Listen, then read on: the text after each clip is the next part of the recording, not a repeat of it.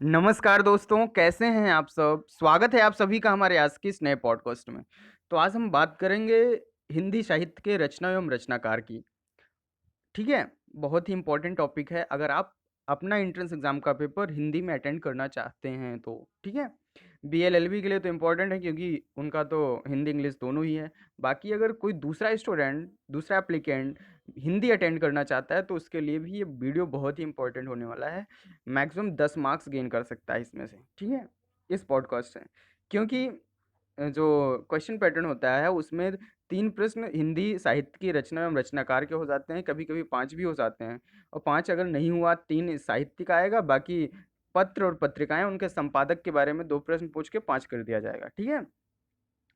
ये पैटर्न होता रहा है पिछले साल तक, बाकी अब आगे तो प्रभु जाने। तो आइए देखते हैं कुछ प्रमुख रचनाएँ और उनके रचनाकार।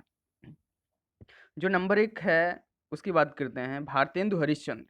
भारतेंदु हरिश्चंद्र की प्रमुख रचना जैसे अंधेर नगरी हो गई, भारत दुर्दशा, तो ये प्रमुख रचना है भारतेंदु हरिश्चंद्र की जो पूछा जाता है लगभग। जयशंकर प्रसाद की बात करते हैं। जयशंकर प्रसाद की प्रमुख रचना है कंकाल, तितली, ठीक है? सुनते जाइए आराम से, दिमाग को आवाज़ पे कंसंट्रेट करिए। कंकाल हो गया, तितली हो गई, चंद्रगुप्त हो गया, स्कंदगुप्त हो गया, ध्रुव शॉमनी हो गया, ठीक है? तो ये जयशंकर प्रसाद की प्रमुख 5-6 रचनाएँ हैं। अब नेक्स्ट देखते हैं, ध्रुव शॉमनी भी है जयशंकर प्रसाद की, कई बार मैंने पूछा है। अब बात करें हम नागार्जुन की। नागार्जुन प्रसिद्ध कवि है, कवि मतलब रचनाकार हैं।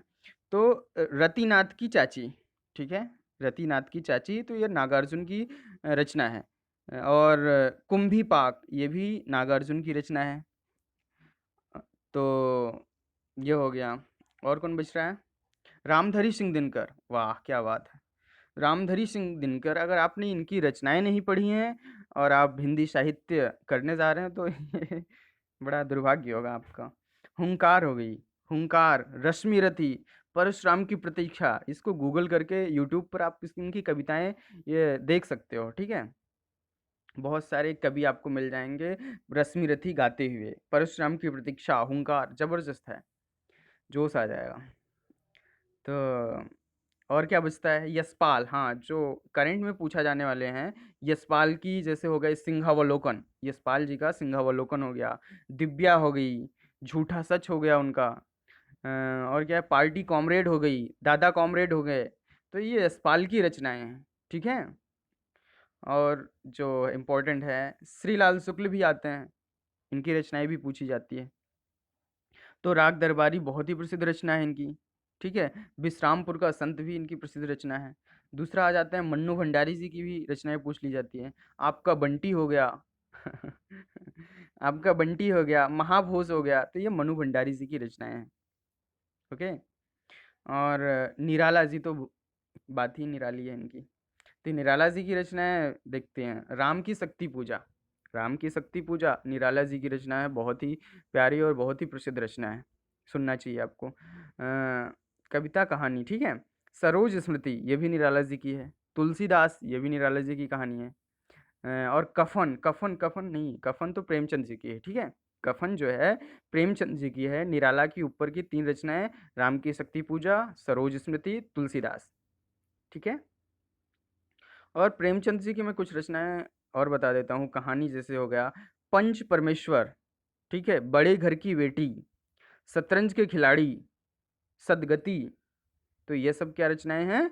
प्रेमचंद जी की हैं, ठीक है? और और क्या पूछा जाता है ज़्यादा? मुक्तिबोध, मुक्तिबोध की एक जो प्रसिद्ध रचना है, वो है ब्रह्म राक्षस। अंधेर में ये भी रचना है, अंधेरे में, लेकिन ये ज़्यादा पूछा नहीं जाता। ब्रह्म राक्षस, मुक्तिबोध, ये नोट कर लो, ब्रह्म राक्षस, मुक्तिबोध, इसके बारे में पूछा जाता है। अज्ञेय की बात करें तो असाध्य वीणा हो गई, नदी के द्वीप हो गए, ये अज्ञेय की है, ठीक है? और आषाढ़ के दिन, तो ये है किसका? कमेंट सेक्शन में आप बताओ यार, आषाढ़ का एक दिन, ठीक है? ये किसकी रचना है? कमेंट सेक्शन में बताना है आपको, आषाढ़ का एक दिन, ठीक है? और और कुछ जैसे रीतिबद्ध, रीति काल में रीतिकाल का जो डिवीजन हुआ है वो 3 कालों में हुआ रीतिकाल का। एक रीतिबद्ध काल हुआ, एक रीति सिद्ध काल हुआ, एक रीति मुक्त काल हुआ। ठीक है, तो रीतिबद्ध काल में कुछ कवि प्रसिद्ध हैं जिनके बारे में पूछा जा सकता है कि रीतिबद्ध का प्रसिद्ध कवि कौन है, रचनाकार कौन है। ठीक है, तो उसमें केशव आते हैं, रीतिबद्ध कवि में केशव आते हैं, चिंतामणि जी आते हैं, और कई कई लोग आते हैं। ठीक है, रीति सिद्ध, रीतिबद्ध, रीति सिद्ध और रीति मुक्त। रीति मुक्त ज्यादातर पूछा जाता है, तो रीति मुक्त में घनानंद हो गया आपका, ठाकुर हो गया, और भूषण जो मुख्य है वो भूषण है। भूषण की रचनाएं शिवा बावनी, बहुत ही प्रसिद्ध रचना है, आ जाता है शिवा बावनी हो गया, और शिवराज भूषण हो गया। ठीक है, तो ये भूषण जी की प्रसिद्ध रचनाएं हैं। बिहारी की सतसई हो गई, ये बिहारी जी की रचना है। घनानंद का घनानंद का कौन था? घनानंद का बताइए क्या है, कमेंट सेक्शन में घनानंद बताइए। ठीक है, इसकी रचना शायद एक है कोकसार, हाँ कंफर्म है, कोकसार इसकी घनानंद की रचना है। ओके, तो ये कुछ रचनाएं हैं। आप कुछ कमेंट सेक्शन में बताइए, मैं पूछता हूँ आपसे। ठीक है, तो जो मैं पहला प्रश्न आपसे कर रहा हूँ, देवसेना सबने देखी होगी, देवसेना किस नाट्यकृत की स्त्री पात्र है?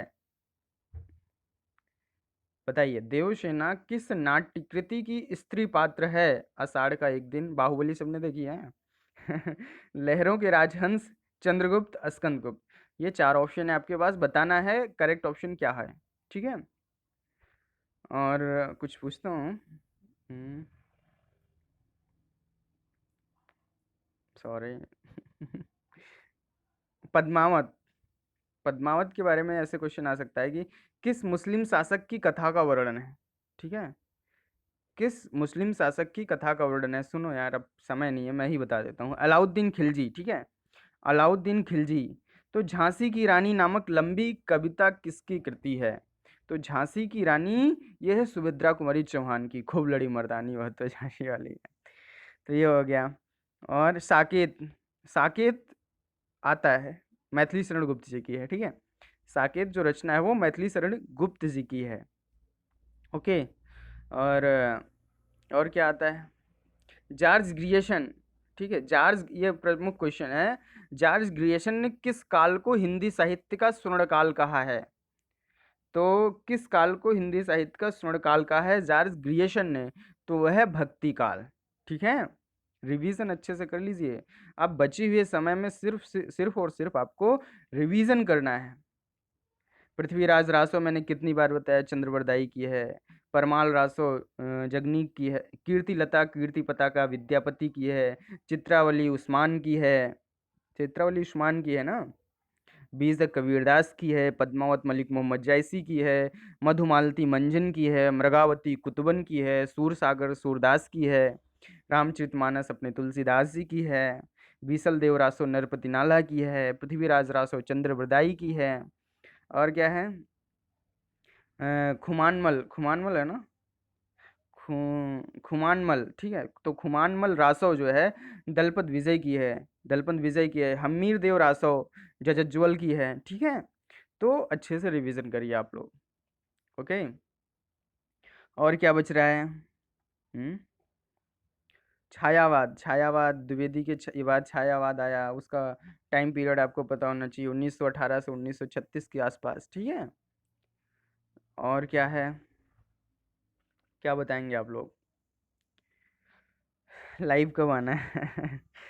लाइव कब आना है? हम्म, तो चलिए ठीक है, मिलते हैं नेक्स्ट वीडियो में, ख्याल रखिए। जैनेन्द्र, हाँ, जो जैनेन्द्र है उसकी, उसके उपन्यास के बारे में आ जाता है।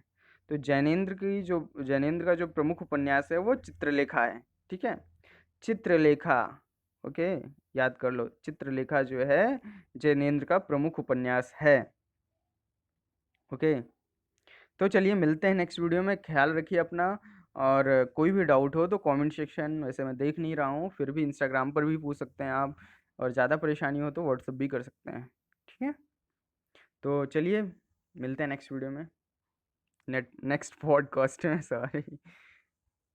समय कम है, सिर्फ़ और सिर्फ़ रिवीज़न करिए और अपने स्वास्थ्य का ध्यान रखिए, ठीक है?